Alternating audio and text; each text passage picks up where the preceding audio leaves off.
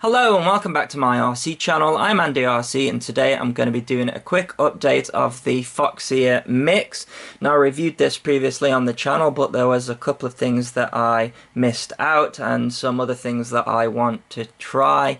But I'm also here to explain why there haven't been many videos on the channel for the last couple of weeks. So after I did the Fimi X8 SE comparison with the Mavic, I got a trapped nerve in my neck which completely immobilized me, and I've been on here for the best part of a week unable to move, and it's been really frustrating. But that's why there's not been many videos out there, and I'm still recovering. I probably shouldn't be making this video, but I'm absolutely bored to death. So I've got loads of ideas, which is really frustrating, and lots of stuff to do, but I need to take it easy. I think it was a combination of looking up at the model line of sight all of the time, and then there's 16 odd hours of editing non-stop. I need to reassess how I do that process, because yeah, it was that caused it, really. Anyways, what have I got coming up other than this mix video? Well, Beta FPV sent me another 85X HD, because if you remember, the ESCs went up in flames on the first flight. They issued a statement and they have corrected it, so I've got that to check out. While I've been ill, I have been looking through the comments, but it's been difficult to reply. I am going to be checking out the Diatone GTR 349 because some people are telling me that it's now the fastest 3-inch production model out there, so I thought I'd take a look at that. There's the Jumper T16 transmitter, so they are releasing so many transmitters. I don't know how they're doing that, but yeah, that one's coming along. I've also got the GTR 569, which is just in the box at the moment, but it's a prototype limited edition, I believe, model that Diatone are going to be releasing. I also want to do a 6S freestyle build because I wasn't happy with the Wizard X220 HV. Now, I know a lot of people on my video pointed me to Joshua Bardwell and said he's fixed it. Well, I tried all of those things and they're not fixes to me, they're patches, and even when you start messing around with the settings, I can still do certain maneuvers that make it do a flip of death or death roll, whatever you want to call it. It's not reliable, and I don't think the ESCs are up to scratch, and as far as I'm aware, they've done nothing about it. So I actually think we can build a better one for the same price with the same features. So that's something that I want to do. It's ambitious, it's going to take a long time to do because it's a build and how to, etc. And I also want to build the iFlight KISS board that I have got, along with the Zing motors that came out. I don't know if that's how you pronounce them. Is it Sing or Zing? Those look really awesome, so I want to do that. But I also want to try out the 2.4 video system now that we've got Crossfire and the R9. Furious FPV released a diversity module for 2.4 video and a VTX that also has a smart audio style protocol, so I really want to try that out. And I've also received the V3 R lines from Tattoo. Now, Tattoo batteries are usually expensive, but I buy into them because they last such a long time, and they are telling me now, this is just the information from the back of my head, but I've got an 1800 here and a 1550, and if I remember correctly, so they are 120C, and I believe the 1800 weighs the same as the old 1550 R line. Don't quote me on that because my head is a bit of a mush of antibiotics and painkillers and all sorts of stuff, and I've got a 1550 here, V3 as well. Yeah, they're expensive, but I buy into them because they last. They go through a lot of cycles, and I do a lot of punishing tests with my models. There's also the Tyro 109, which seems to be a slightly updated version of the Tyro 99. So it's got higher kV motors and a better camera. And I want to know from you guys, would you like a build video of that? Because it's going to be very similar to the 99, or should I just build it and then just review it and just explain what the differences are? Let me know in the comments about that one. Also, I've kind of not been keeping track of new products that I may have potentially missed. So if you guys want to put in the comments some products that you might want me to check out, then I'd be grateful of that, because that's usually how I find out about new products, is you guys in the comments saying, Andy, will you be checking out the such and such? And then I go and look up the such and such. So thank you for that.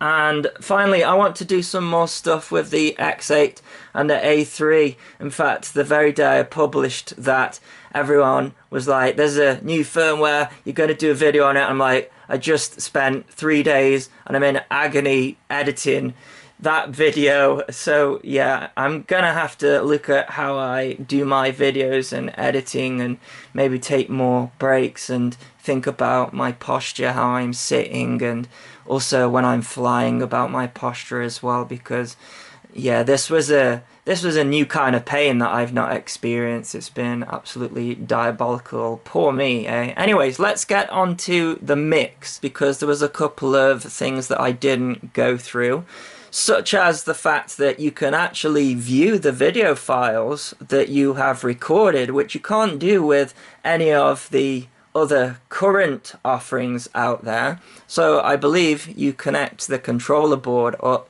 and then it's a double press on the right, and you can play back the recorded footage. Alright, it plays it through your goggles. Interestingly, the firmware that I've got on here, it plays it in 4:3 and then crops it to 16:9, which is odd because it doesn't let you do that FPV. I wish it would, because I use 4:3 goggles. So yeah, I did that. And I've also bottom mounted the battery as well. But the main reason for this video is I wanted to see what the difference between the wide, medium and narrow settings were, because the main complaint I have of this guy is the crazy fisheye that it has gotten, and it just really distorts the image, and you don't get that through the FPV goggles, or you don't recognize it as much. I also flew it with the Fat Shark goggles as well, so I switched it to 4:3. So in the first part of this, I used the 16:9 FPV view, this time the 4:3, to see if I could get better reception, because I was using the Onway goggles for that one. And on this one, I'm going to be using the HD3s with the True D Diversity module. But really, I think I need to get this antenna out of the back. I need to buy a longer antenna. That's why I'm bottom mounting the battery, because I think the battery was blocking some of the signal, and I'm not happy with the signal that I'm getting from this. So yeah, I think what happens is you get to a particular tilt, and then the cockpit itself blocks the signal, so it needs to come out of the back, unless I was flying backwards all of the time, which of course we aren't. But I was also interested to see whether the characteristics were any different with the battery mounted at the bottom. And lastly, something that I did was I put a bit of a muffler over the microphone to see if it made any difference, because at a certain throttle point, alright, it was full throttle because this thing's an absolute beast, I was getting a horrible grinding, clipping noise on the audio, and I wasn't sure whether that was down to the wind noise being generated, or the fact that there's just no processing on the audio, so no clipper or auto level. So I wanted to see if that was the case. Now, of course, I already know the answers to that, because I'm recording this part after I've done the flight footage, because I can't fly, I can't move my head whatsoever at the moment. so I already know the answers. And yes, the flight footage was done actually before the X8 SE, but I wanted to see if I could edit something together. So let's go and take a look at the results. Okay, so I could have done this the boring way and just sat it on a table and have some objects in the room and keep it as still as possible and then cycle through the wide, then the medium, and then the narrow, but that would have been a boring video, and honestly, it's actually not the reason why I'm interested in the wide and the narrow. You see, I just wanted to get the props out of shot. So we're currently looking at a flight here where I had it on the wide setting. And as you can see, we've got the props in shot. This is a freestyle copter, and I was hoping that I would not get the props in shot, especially as that lens sticks out the front. So what I figured is I can do a flight with each of the different settings, and there's a maneuver that I like to do where I get the copter on its side, and what we can do is use the props to see whether the wide, medium or narrow makes much of a difference. So let's cut to a shot where we can clearly see the props on the wide setting. And as you can see, we've got the props fully in shot, but we've also got some of the inside of the lens in shot. So if you look at the right hand side, in the corners of the screen, we can see a black curvature. That's the inside of the lens. So now let's cut to a similar shot of the medium setting. And as you can see, we can still see the props, but something has changed because we can no longer see the inside of the lens. And finally, we can take a look at a shot of the narrow setting, and unfortunately, we still can see the props in shot. So it seems like there isn't much of a difference, unfortunately, between these three settings, and in all of these settings we are getting fisheye effect. Now of course in the editor I can just chop off the props, we lose a little bit of field of view on the top, and I can still use the footage. I can even get rid of the fisheye effect if I want, but I lose even more of the field of view if I want to do that. So I would say with this Foxeer mix, it's got some work to do. I can't find anywhere to download other firmwares to try, and the firmware seems really limited. So I would say to Foxeer, you need to up your game if you want to compete with the likes of Runcam, but especially at this point, Cadex, I think, because I think they are nailing it. Now, the Cadex V2, I don't think has a glass lens, whereas both the Runcam and the Mix does, but I think they are changing that. And for me, that is my current favourite. So this second flight was also done on the narrow setting, and I've left the audio this time, and you can hear that the muffler that I put on did absolutely nothing. We have got the sound clipping there.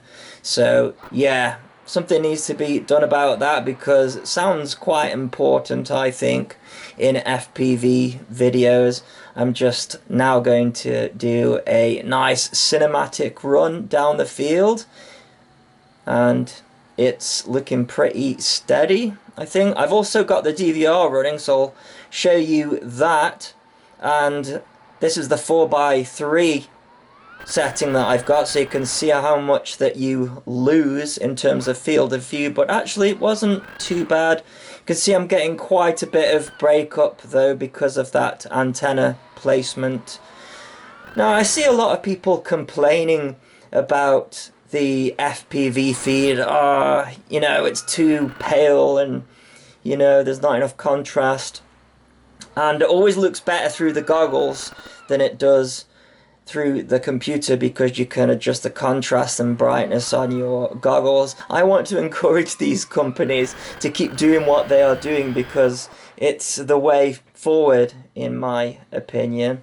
Now I've seen some people say, oh, try the GoPro lens, and I couldn't figure out a way to get the lens unscrewed. It seems like there's some sort of tool in order to do that. So I think it was Zero FPV that said he put the GoPro 2.5 lens on, but he never got back to me. So Zero, if you could get back to me on how to unscrew the lens, because I used a pair of pliers, but it sort of looked like it was going to damage the plastic if I was gonna do that. But I think now we've got three companies all going at this, and that's a good thing because they will compete with each other and try to make it better every time. So yeah, competition's a good thing, I think. Anyways, I'll leave you with the rest of this flight, and I'll link to everything that I have talked about in this video in the below, and if you can afford to do so, I'll also link to my Patreon. And as always, thanks so much for watching. Please continue to subscribe. Cheers.